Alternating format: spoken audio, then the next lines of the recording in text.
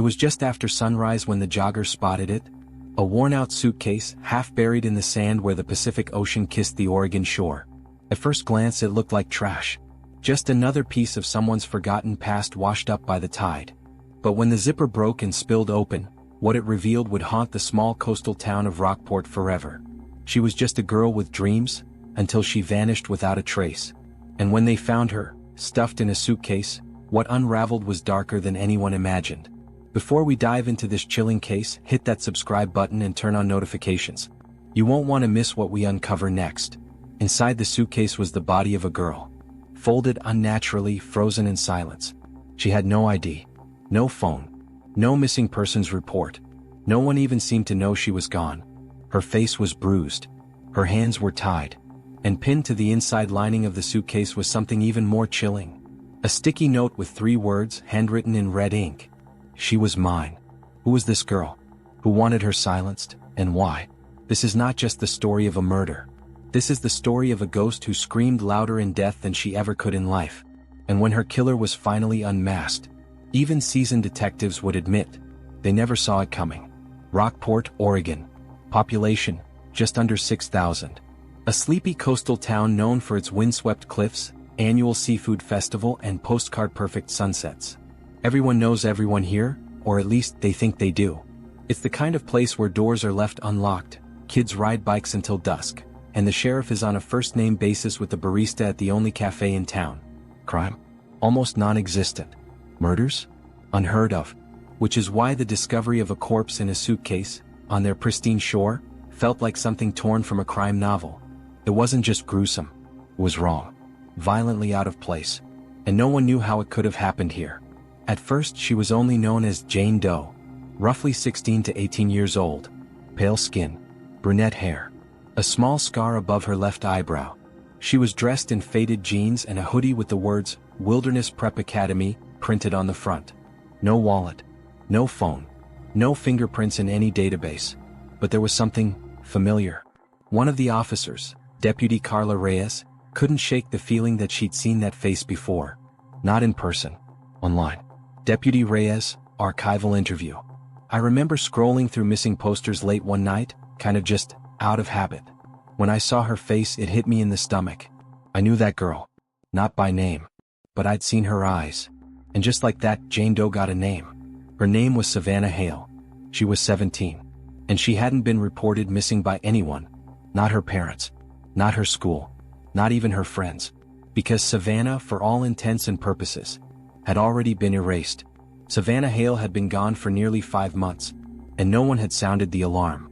Born and raised in Sacramento, Savannah was the only child of Melissa and Greg Hale. From the outside they looked like a well-off suburban family. Greg owned a small construction company. Melissa worked part-time at a dentist's office. Their house had a pristine lawn, a 2-car garage, and a welcome friends sign by the door. But Savannah's life wasn't as picture-perfect. At Wilderness Prep Academy, a prestigious private school nestled in the Redwoods an hour from her home, Savannah was described by classmates as quiet, smart, kind of intense. She didn't party. She didn't date. But she watched. She listened. One classmate, Amira Lopez, remembered her vividly. Amira, archival audio. She had this notebook. She wrote in it constantly. It wasn't like a diary though, it was like observations. People. Patterns. Like she was studying us. And in a way, she was. Because Savannah had secrets. Big ones. At age 15, she had been hospitalized briefly for what doctors labeled an emotional breakdown.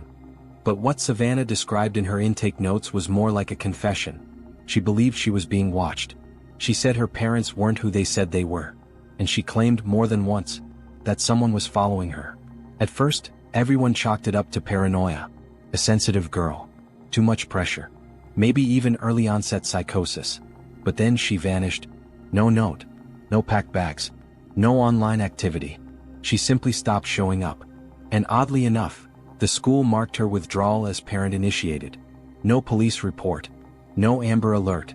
Just a quiet vanishing. But why? And more importantly, who stood to benefit from her silence? Because Savannah hadn't just disappeared. She'd been silenced. Detectives had seen their share of horror. But even the most seasoned among them described the scene as unsettling in a way we couldn't explain. The suitcase that had washed up along the muddy shoreline wasn't just an improvised coffin. It was a message. Inside, Savannah Hale's body had been meticulously folded, almost reverently like a doll. No signs of struggle.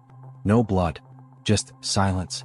But it was what was around her body that stopped the investigators cold. First, the suitcase was lined with pages from a local newspaper, but not current ones.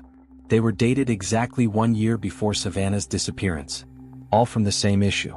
Every page had been circled in red ink, focusing on crime stories involving missing girls. One of the girls had gone missing in the same county in 2017. Another, in 2014.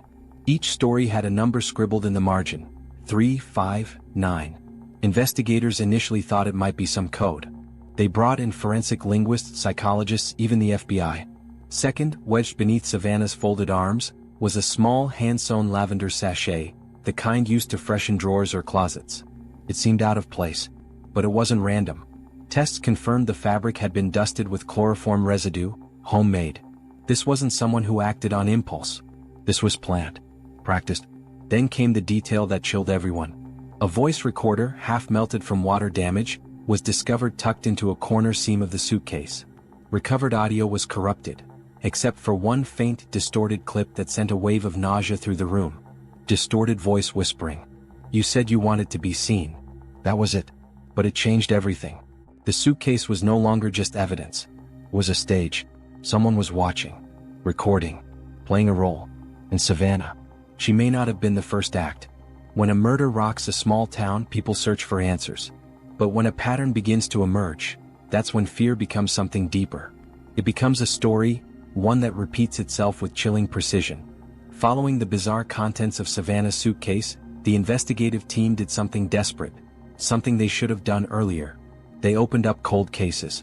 Not just locally but across state lines, any case involving missing girls, discarded suitcases, or cryptic clues left behind. It didn't take long. In Knoxville, Tennessee, 4 years earlier, a suitcase was found near a hiking trail. Inside was the body of a 16-year-old girl named Elise Harmon. She'd been missing for 3 months. She was folded exactly the same way. Same lavender sachet. Same red ink newspaper clippings. Only this time they were local to her area. Then a case in Asheville, North Carolina. A suitcase was discovered floating in a river in 2015. Victim, Kayla Jensen, 15 years old. Same pattern. Same signs of meticulous planning. But there was more. In each case there had been a prior incident, a close call, that was dismissed at the time. Savannah, for instance, had reported being followed 2 months before she vanished. A man in a tan sedan. She even described him to her friend as having kind eyes but the weirdest smile. Elise? Same story. A local store clerk remembered her describing someone who lingered near her bus stop, never speaking, just watching. And Kayla? Weeks before her disappearance, her diary mentioned the man from the alley, a phrase repeated several times. When profilers reviewed the cases, one horrifying idea emerged. This wasn't someone who struck on a whim. This was someone who watched, waited, learned everything about his victims. He left no DNA, no fingerprints, only symbols, the numbers, the whispers, the eerie consistency. That's when the task force coined the name, the Suitcase Collector. Every killer leaves breadcrumbs. But sometimes they don't scatter them in the real world. Sometimes they hide them in the darkest corners of the internet. It began with a tip. An anonymous message sent to the case's public hotline. No name. No trace. Just a sentence typed in all caps. "Look for the girl with the lavender heart. You're looking in the wrong place." Detective Rowley nearly dismissed it, until the forensics tech pulled her aside. "Ma'am, this IP pinged off an encrypted TOR node. That's not just anonymity. That's deliberate." They dove in. They had no warrant, no jurisdiction, just desperation. A cyber unit began scrubbing dark web message boards. And that's when they found it. A forum. Obscure. Obsessive. Dedicated to preserved beauty. An entire thread titled "The Art of Stillness." It read like twisted poetry. Dozens of entries. All signed by someone called the Red Author. Each post was chillingly specific. Not just about how to dispose of a body but how to prepare the soul for eternal silence. And laced between the prose were details that hadn't been made public. One post referenced the lavender sachets, calling them a signature scent to honor lost femininity. Another described folding the arms inward, so they hold their own sorrow. It was Savannah. It was Elise. It was Kayla. The tech team ran linguistic analysis, traced metadata, and searched for patterns and phrasing. And then, a miracle. An old photo attached to one of the early posts hadn't been stripped of its EXIF data. It contained GPS coordinates. A hiking trail. 3 hours outside the city. Detectives were on the road in minutes. What they found there would unravel everything. The trail was narrow, overgrown. No signs. No paths. Just a GPS dot, and a creeping sense of dread. 3 detectives moved quietly through the brush. Their radios were off. Guns drawn. No one spoke. After nearly 40 minutes of climbing and winding through the hills, they saw it. A cabin. Rotting, covered in moss. Completely hidden from the world. It wasn't abandoned.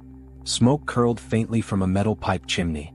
The front door hung slightly ajar as if someone had just left, or was waiting. Inside, it was worse than anyone could have imagined. It was a shrine. Not to God. Not to family. But to them. To the girls. There were photos, hundreds, pinned meticulously to cork boards. Smiling school portraits. Candid shots from distances no one had noticed. Each one dated. Labeled. In the center of the room, on a table made from what looked like a church pew, sat a glass case. Inside it, a lock of hair braided neatly. A charm bracelet. A pair of ballet slippers. Artifacts. And beside them, journals. Dozens of them. Filled with scrawlings that veered between poetic longing and psychotic fantasy. She is perfect now. No pain. No noise. Only stillness. Each journal bore the same signature at the end. J.R. The initials matched something else. Something that had been staring them in the face the entire time. In one of the drawers was a police-issued notebook. It had a name embossed in faded silver. Detective James Rowan. Their colleague. Their friend. The one who had helped search for Elise. The man who cried at Savannah's funeral. The officer who swore to protect them all. He had been right there, watching every step of the investigation. It's one thing to find a killer. It's another when that killer wears the same badge you do.